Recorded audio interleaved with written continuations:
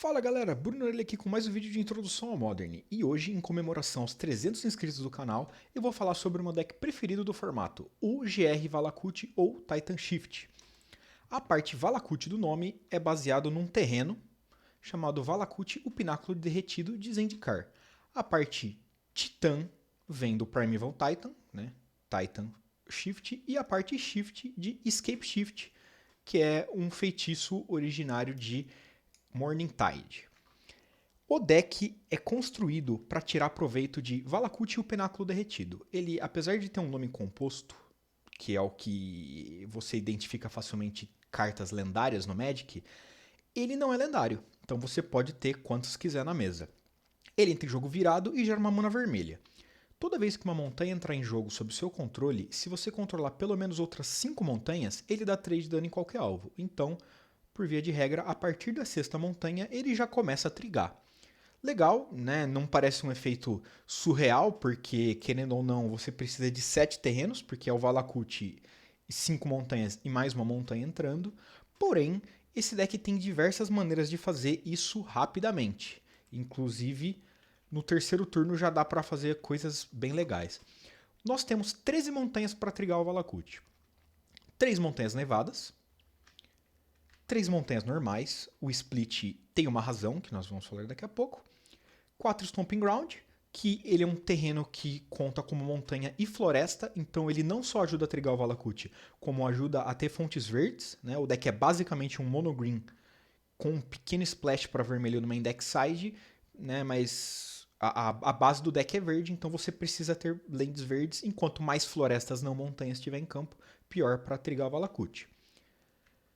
Cinderglade, que é uma dual também, ela entra em jogo virada a menos que você controle 2 ou mais básicas. Claro que você não vai conseguir fazer a Cinderglade de pé no primeiro turno, no segundo turno é possível, mas não é tão simples. Porém, é mais uma dual. E Sheltered Ticket, que também é uma dual, que entra em jogo virada, né, ela nunca entra de pé, e na sua mão você pode pagar 2 manas, descartá-la e dar um draw. Muito bom porque esse deck tem 29 terrenos, não é difícil de fludar com ele. E tem o detalhe também que ele tem um nome diferente para uma carta que nós vamos conversar agora, que é o Field of the Dead. Ele é outro terreno que deveria ter sido lendário e a Wizards acabou errando. Ele entra em jogo virado, adiciona uma mana incolor, e toda vez que um terreno entra em campo sob seu controle, se você controlar pelo menos 7 terrenos de nomes diferentes, né, isso independe deles terem tipo montanha, floresta, ilha, não faz diferença, é só nome que consta, você cria uma token 2/2 do tipo zumbi. Então aqui, apesar de as montanhas serem iguais na questão utilidade, né, para castar cartas, entrarem de pé, montanha e montanha nevada têm nomes diferentes. Então, aqui essas 6 cartas têm o uso prático igual, porém com o Field of the Dead eles têm nomes diferentes. Por isso que eu disse também aqui em cima, nós temos, contando, né, com todos os terrenos do deck, são 13 nomes diferentes, facilitando trigar o field naturalmente ou através de ramps. Então é uma kill condition alternativa do deck e que também ajuda a fazer o Valakut natural dar 3 na cara do oponente e esses 3 serem mais relevantes. Nós temos 4 contrafortes arborizados, uma FAT normal, você, apesar de ter o field no deck, precisa ter 4 FATs da cor principal do deck, que é verde e vermelho, porque o contraforte pega montanha e floresta básica, se precisar, sem tomar dano, sem se preocupar se o terreno vai entrar virado. 2 outras FATs para verde, qualquer uma, né? Poderia ser Urzal Ventoso, aqui tem Mist e Verdante, que são as que eu mais gosto. Uma floresta nevada e uma floresta normal pelo mesmo motivo que as montanhas, pelo Field of the Dead, e 3 castelos Garimbrigue, que ele é um terreno de Eldraine, ele entra em jogo virado a menos que você controle uma floresta. Só que aqui pode ser uma dual, né? Você pode ter uma Cinderglade na mesa e fazer um castelo desvirado. Ele gera uma verde, muito bom, a cor principal do deck é verde, e você pode pagar 4 manas e virar ele e gerar 6 manas só para castar criaturas. Então, ele é um ramp incounterável. E muitas vezes na forma de surpresa, porque é possível fazer um titã que custa 6 no terceiro turno graças ao castelo, desde que você tenha o castelo e outros 4 terrenos na mesa, ou fontes de mana, caso o seu deck use Simian Spirit Guide, que não é o caso desse deck. Então, o deck ficou muito bom a partir do final do ano passado, com o lançamento de Field of the Dead e o castelo, que não só deram uma kill condition alternativa para o baralho, como aumentaram muito a velocidade. Ok, como que a gente faz essas cartas pesadas? Né? Dá para ver que tem custo 4, tem custo 6, o Valakut é um, entre aspas, custo 7. Bem, nós temos a Sakura Card Captor, Sakura Tribe Elder, é uma criatura 1/1 que você sacrifica ela, busca no seu deck para um terreno básico, põe em jogo virado e embaralha o deck. Aqui é bom porque ela serve como um fog para uma criatura só, né? O oponente está batendo com um bicho 10/10 sem atropelar, sem voar. Você bloca com a Sakura e sacrifica. Ela ajuda a bater para deixar o oponente a 18. Vamos falar mais sobre isso. E principalmente porque é um rampzinho imediato que pode servir futuramente. Você pode deixar a Sakura na mesa para trigar Landfall, né? Trigar efeitos de quando entram coisas na mesa futuramente. Você pode ter um Sakura e um Valakut na mesa, você não quer ativar agora, deixa, ele vai funcionar como um raio.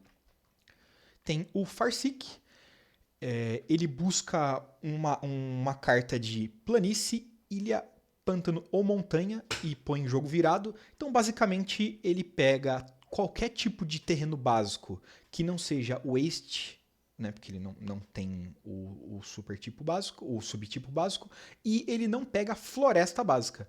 Porém, como ele não diz que tem que ser exclusivamente de um tipo, você pode pegar uma montanha que gera verde, que é uma Stomping Ground, por exemplo. Então, o Farseek, ele é o melhor ramp para você continuar desenvolvendo o seu jogo e trigar o Valakut, já que o Sakura, se você precisar de mais fontes verdes, ele só consegue pegar uma floresta. E Explore.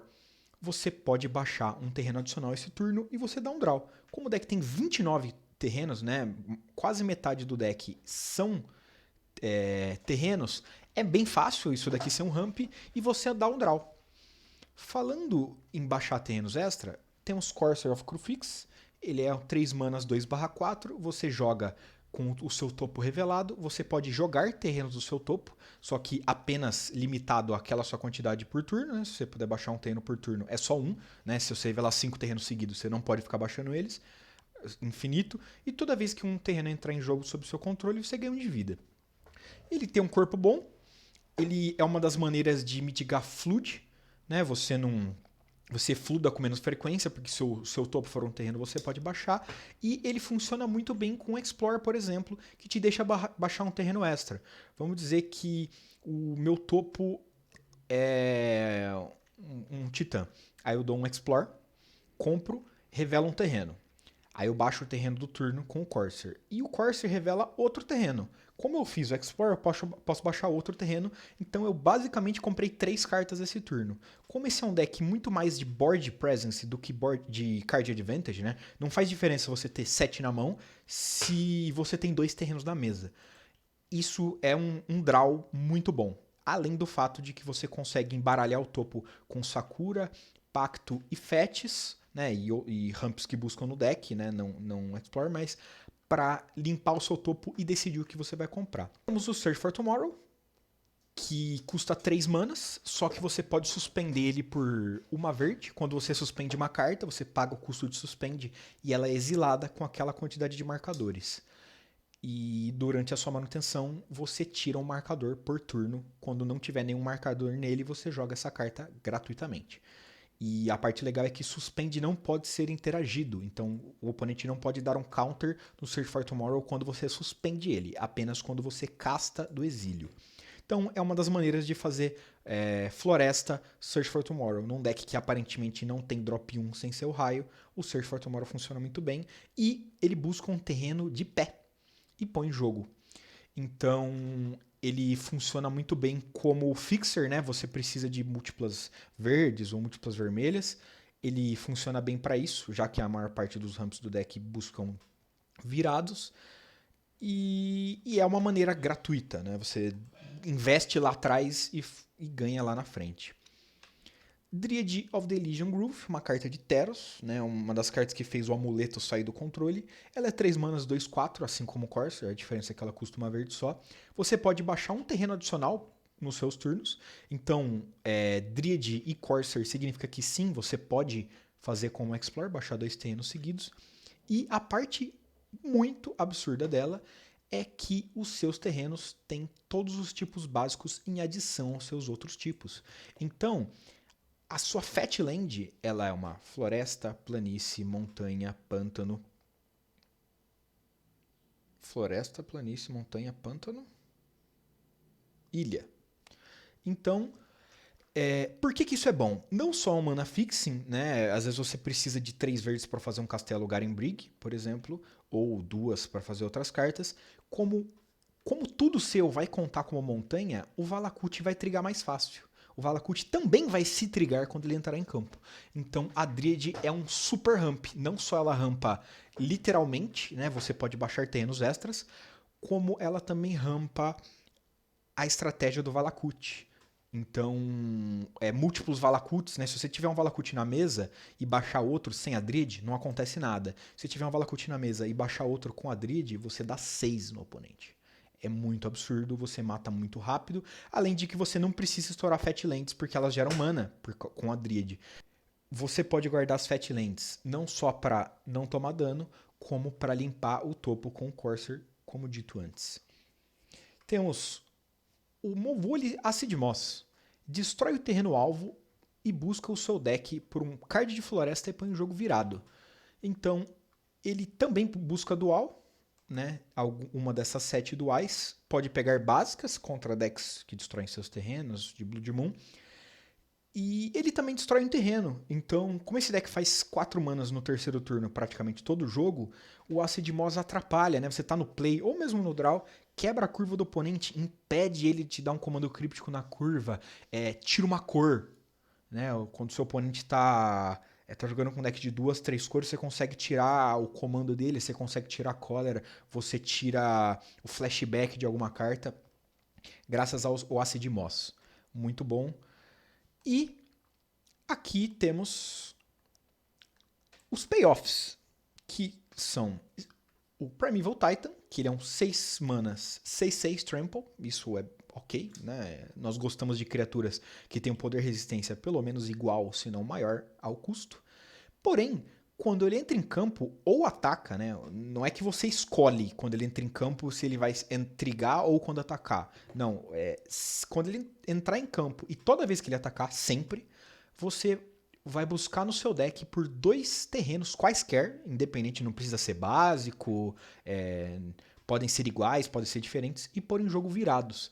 Então, o Titã ele vai tutorar os seus terrenos de utilidade, né? O Field, o Valakut, montanhas para trigar o Valakut, e ele também vai te rampar absurdamente, né? Vamos dizer que o seu faz um Titã e o seu Titã morre. Você vai ter de 7 a 8 terrenos, pelo menos, porque você usou ou o castelo ou fez o Titã por 6 manas. E ele é um bicho 6/6. Imaginando uma situação onde você faz o Titã e busca 2 Valakuts. Na volta, se você trigar os Valakuts, atacando com o Titã, você vai causar 6 vezes 2, porque seria uma montanha de trigger para cada Valakut 2 vezes, né? Então, você daria 12, mas o dano do Titã é 18. Então você meio que mata desvirando com o Titã, ignorando a sua mão. Isso já é muito bom, ele é um bicho 6/6, é bem relevante. É bem comum você ganhar de decks que façam Blood Moon só castando o Titã. E é um bichão. E o Escape Shift, né, que é a parte shift do deck. A carta 4 manas, feitiço, você sacrifica qualquer número de lentes. Na resolução da carta, tá? Não é custo adicional, não tá escrito que o custo adicional é sacrificar. Então, você só sacrifica se o Escape Shift resolver. Se ele tomar um counter, um Spell Queller, nada acontece, feijoada. E você busca aquela quantidade de lentes sacrificadas no deck e põe em jogo viradas. Você fala, pô, legal. você consegue filtrar o deck, né? Tutorar terrenos. Sim. Porém, lembra que eu falei que o Valakut triga a partir da sexta montanha? Então, se você tem 7 terrenos e busca 6 montanhas, você sacrifica 7 terrenos com o Escape Shift, busca 6 montanhas e um Valakut. Você vai ter 6 montanhas que o Valakut, apesar delas estarem entrando ao mesmo tempo, ele vai verificar cada uma para ver se você tem outras 5. Né? Então você vê, essa montanha aqui, eu tenho outras 5? Tenho, 3 de dano. Eu tenho outras 5? Tenho, 3 de dano. Tenho outras 5? Tenho. Tenho outras 5? Tenho. Tenho outras 5? Tenho. Tenho outras 5? Tenho. E acontece que com 7 terrenos e o Escape Shift, você dá 18 de dano, que geralmente é o necessário. Você fala, pá, legal, né? Mas, pô, se o cara for a 21, você vai precisar de mais um terreno? Sim. A 24? Sim, teoricamente. Por quê? Quando você passa de 7 terrenos, que é o mínimo para fazer um Escape Shift, você não precisa pegar um Valakut e 7 montanhas. Se você pegar 2 Valakuts, você vai trigar vezes 2. Então, peguei com 8 terrenos, eu peguei 6 montanhas e 2 Valakuts, todas funcionaram, eu vou dar 3 vezes 6 duas vezes, que é 36. Então, quanto mais lentes você tem além das 7, é exponencial. Você não vai dar 18, 21, 24, 27. Você vai dar 6 vezes 3, 6 vezes 6, 6 vezes 9, 6 vezes 12. Né? Se o oponente tiver mais que isso de vida, parabéns, você tem que ganhar por deck. E a interação interessante é que se você deixar de ter a sexta montanha, né? Vamos dizer que você pegou 6 montanhas e o Valakut. O oponente destruiu uma delas, ou ela saiu de campo por algum motivo, você vai trigar uma só e as outras vão pifar. Então é uma jogada bem comum esperar o oponente resolver o Escape Shift para depois você dar um Ghost Quarter, Field of Ruin, Fulminator Mage, Bounce com Comando Críptico e torcer para ele não ter mais aquela quantidade de montanhas. Por isso, contra decks que podem destruir, né, Assassin's Trophy também funciona, que podem destruir suas lands, é ideal você combar, né, eu disse, você pode dar 36 de dano com 8 terrenos, mas se o seu oponente tem 14 de vida, se você der um Valakut e 7 montanhas, se ele destruir uma, não vai pifar. E aí você fica vivo. Falando em ficar vivo, nós temos 3 Lightning Bolts para ficar vivo. É uma interação muito barata. Ele pode matar Planeswalkers, você geralmente não se importa muito com os Planeswalkers que um Bolt só mata. Porém, o Bolt, por ser uma das cartas mais versáteis do Magic, se não a mais, pelo menos nos formatos mais novos, ele dá 3 no oponente. Como eu disse, o Escape Shift para 7 terrenos, ele dá 18. E às vezes você não consegue ficar vivo ou não consegue achar uma maneira de ficar com 8 terrenos. Então, você dá um Lightning Bolt na cara do oponente para ele ir a 18 ou menos, e o Escape Shift geralmente é letal. E temos aqui Sweltering Suns, que é uma carta de 3 manas que dá 3 de dano em cada criatura, e ela tem ciclar. Você paga 3, descarta ela da sua mão, dá um draw. É bom porque no main deck você não precisa exilar criaturas, geralmente, para fazer uma Anger of the Gods no lugar da sua Sweltering Suns, por exemplo. E o Suns tem a vantagem de dar o draw, né? Como eu disse, o Sheltered Ticket, Sweltering Suns. Então, quando você compra o Suns contra controle, ou até mesmo contra agro, mas o Suns não vai resolver, você pode transformar ele em outra carta. E para juntar, né, a cola do deck é o Pacto do Invocador. Ele é uma carta de custo 0, instant, ele é verde, que é o que está escrito na carta, né? Apesar dele, as cartas de custo 0 elas são incolores, a menos que a carta diga ao contrário. No caso, essa carta diz que ela é verde. Você busca por uma criatura verde e põe na sua mão, depois embaralha o Grimório. Você fala, nossa, que absurdo, né? Custa 0. Sim, só que na sua próxima manutenção você tem que pagar 4 manas, senão você perde o jogo.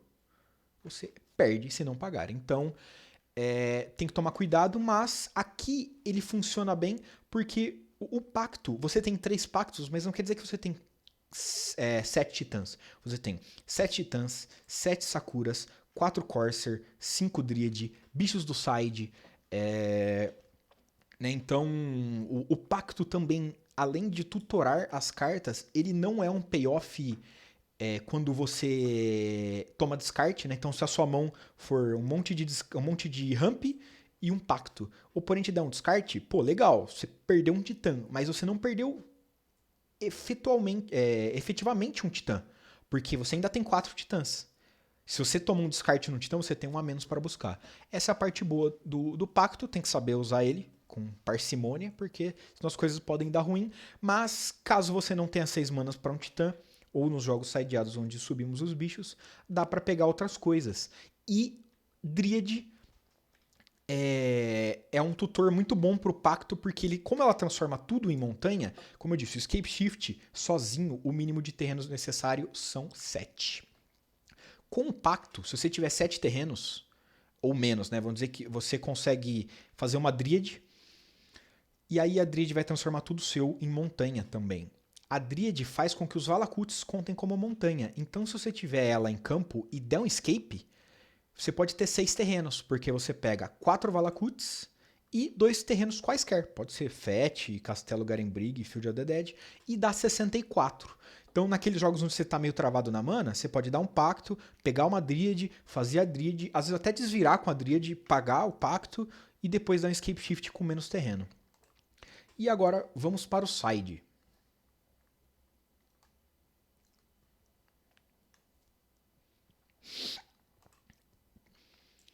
O side é uma mistura entre transformar o deck em agro, transformar o deck em control. São poucas as partidas onde o deck não se mexe muito, né? Você fala, vou subir 2 cartas só.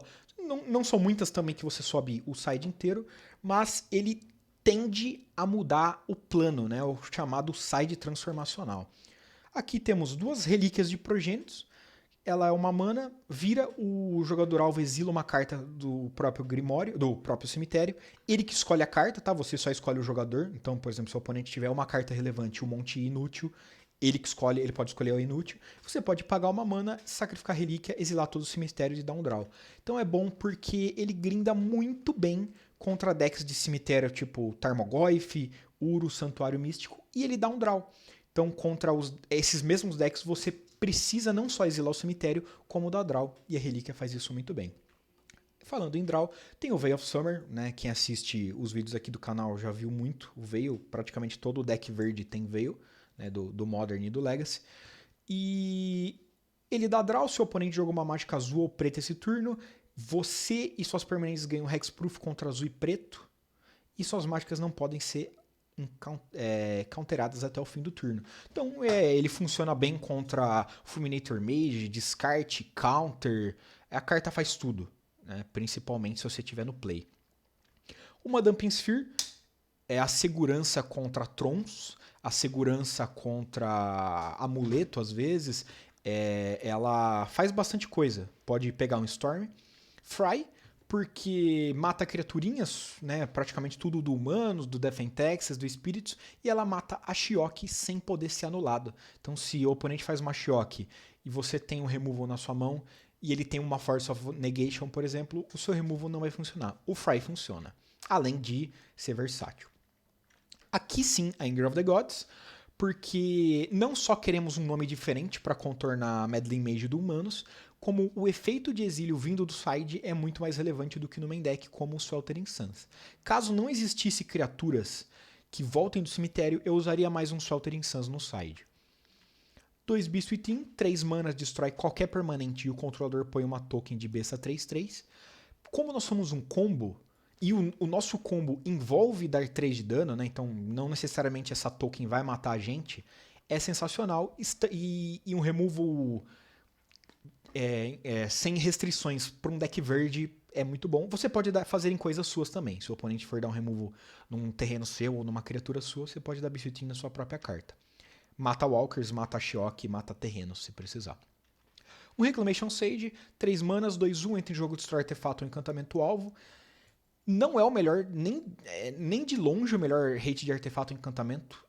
Eu diria que no máximo é bom. Existem outros muito melhores. Porém, como nós temos Summoner's Pact e que ele busca bichos verdes, se eu jogasse aqui, por exemplo, com uma Crozen Grip, que destrói artefato ou encantamento, eu teria uma Crozen Grip só. Como o Reclamation é um bicho, eu tenho potenciais 4 no side. Então, isso melhora muito a utilidade da carta, apesar dela não ser instant, não ter uns efeitos um pouquinho melhores, e bate, né? Bate e bloca. Tireless Tracker, minha carta preferida do side. Ele é 3/2, quando entra em jogo um terreno sob seu controle, você investiga, cria uma clue. A clue é um artefato, uma token de artefato, você paga 2, sacrifica ela e dá um draw. Muito bom, sensacional, né? É uma das maneiras de você transformar aqueles jogos onde você está fludado em vitória, ou aqueles jogos que o oponente tira os seus Valakuts. E toda vez que você sacrifica uma clue, você põe um marcador +1/+1 no tracker, né? Na tracker, né? E acontece então que, mesmo que o oponente te impeça de chegar na sexta mana ou tire todos os seus titãs do deck, sozinha essa carta ganha o jogo. Porque ela fica gigante muito rápido, dando draw, né? Não é só um bicho que pumpa, é um bicho que pumpa enquanto você está enchendo a mão. É sensacional, é must answer dos controls, é o que faz o oponente ter que deixar removal contra você, e quando você não faz o tracker ou faz um momento muito oportuno, o removal dele se torna inútil. Balote Obstinado, né? Mais um bicho verde que dá para buscar no pacto. Quando ele entra em jogo, você ganha 4 de vida. Bom, né? Uma criatura 4/4 que entra em jogo ganha 4 de vida é muito bom contra agro. Só que se o oponente te fizer descartar uma carta por uma mágica ou habilidade, e você descartar o balote, ele entra em jogo de graça em vez de ir pro cemitério. E como está escrito invés, então se o oponente tiver uma leyline preta, por exemplo, o balote ainda vai pra mesa em vez de ir pro grave. Então, isso é muito bom contra Croxa, Liliana, Thoughtseize. E como o pacto é instant, se você tiver 4 manas já para pagar o pacto, seu oponente faz uma Liliana, sem bichos de pé, sobe a Liliana para cada jogador, descarta uma carta, você faz o pacto, pega o balote, descarta o balote, desvira, paga o pacto, bate na Liliana e ganha. Não necessariamente ganha o jogo, mas o jogo fica muito bom. E Explosivos Fabricados, que é uma carta de custo X, ela entra com X marcadores, sendo X a quantidade de cores que você pagou, então o máximo de marcadores que ela entra são 5. E você paga 2, sacrifica os explosivos e destrói todas as permanentes não land com custo exato igual ao número de marcadores. Esse deck só tem 2 cores, se você ignorar o fato de que a Dríade pode gerar mais, mas assim, da sua mão natural você consegue fazer explosivos só para 2, mas ele já quebra muita coisa. Ele quebra agros muito rápidos, Runed Halo, mata Snapcasters, é um removal preventivo, então se o oponente tem uma carta que você sabe que é problemática, mas não tá ali agora, você pode pagar, investir sua mana antes e estourar depois. Então, ele também impede que o seu oponente faça mais ameaças, né? Vamos dizer que eu tenho explosivos para 2 e o oponente tem um Tarmogoyf. Eu vou estourar explosivos no passe. Só que por eu estourar no passe, o oponente não vai fazer outro Tarmogoyf main phase, porque o outro Tarmogoyf morreria. Então, o explosivos não é só um removal, como ele pode servir como um fog. E é isso. O Valakut é isso. Eu posso falar sobre as outras vertentes de Valakut. Né? Posso falar sobre o Titan Field. Posso falar sobre o Escape Shift com azul. Eu gosto muito desse deck. Eu sempre gostei desde da época do T2, que o grande Harry e o grande Baiano, meus amigos que me introduziram ao competitivo, me emprestavam o deck até que eu montei o meu. Eu sou simplesmente apaixonado por esse deck. Quando o Valakut foi desbanido no Modern, eu sabia que eu nunca mais ia abandoná-lo, apesar dele me abandonar às vezes. Espero que tenham gostado. Vídeo especial de 300 inscritos no canal. Quando chegar a 500, tem uma surpresinha legal para vocês. Então, vamos aí, mostra pra sua tia aí, pra sua avó que criou um canal no YouTube. Manda pra ela, fala que ela vai conseguir dormir com a minha voz ou não. Então, é isso aí, galera. Espero que tenham gostado. Deixem o like, se inscrevam e até a próxima.